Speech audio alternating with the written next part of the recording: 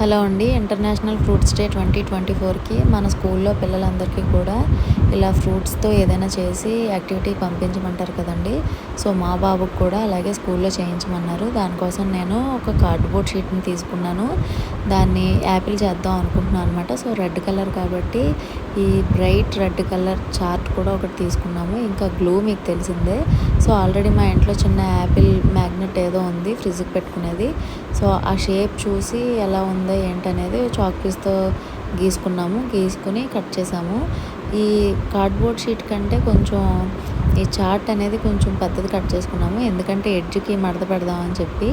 అలా చేస్తే ఎడ్జ్ కూడా రెడ్ కలర్లో కనిపిస్తుంది కదా, కొంచెం చిరాగ్గా ఉండదని చెప్పి. అలాగే గ్లూ అప్లై చేసుకుని ఎడ్జ్కి ఉన్నది కూడా కొంచెం చిన్న చిన్న ముక్కలుగా కట్ చేసుకుని డివైడ్ చేసుకుని నీట్గా అంటించేసాము. అంటించిన తర్వాత ఇప్పుడు లీఫ్ అండ్ పైన ఏదైతే కార్డ్ ఉంటుందో దానికోసం ఒక వైట్ చార్ట్ తీసుకున్నామండి. మాకు గ్రీన్ కలర్ చార్ట్ ఎక్కడ దొరకలేదు, లీఫ్ కలర్. సో అందుకనే వైట్ కలర్ చార్ట్నే తీసుకుని లీఫ్ షేప్లో కట్ చేసుకుని, అలాగే ముచిక కార్డ్ ఉంటుంది కదండి, మా సైడ్ ముచిక అంటారు, దాన్ని కూడా స్టిక్ చేసుకున్నాము.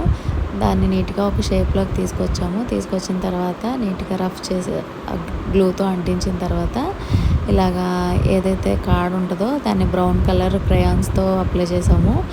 అండ్ లీఫ్ ఏమో 2 colours, green, dark green and light గ్రీన్తో ఫిల్ చేసేసాము. సో యాపిల్ షేప్ అయితే వచ్చేసింది, కానీ మాకు ఏదో మిస్ అయినట్టు అనిపిస్తుంది. అది అంటే ఓవరాల్గా బాగానే ఉంది, కానీ ఇంకేదైనా కొటేషన్ రాస్తే బెటరా లేదంటే ఏంటనేది చాలా రకాలుగా ఆలోచించాము. అండ్ మర్చిపోయాను చెప్పడం, బ్యాక్ సైడ్ కూడా ఇలా వైట్ చార్ట్ ఉండిపోతే దాంతో కవర్ చేసేసాము, ఎందుకంటే ఎడ్జెస్ ఊడిపోకుండా. సో ఫైనల్గా యాపిల్ లుక్ అయితే అది. సరదాగా ఐస్ పెట్టాలనిపించిందండి నాకు. నోస్ ఇంకా మౌత్ కూడా పెడదాం అనుకున్నాం, కానీ మాకు టైం లేదనమాట. సో ఐస్ వరకు కూడా ఇలాగ డ్రా చేసుకుని దాన్ని కట్ చేసి స్టిక్ చేసేసాము.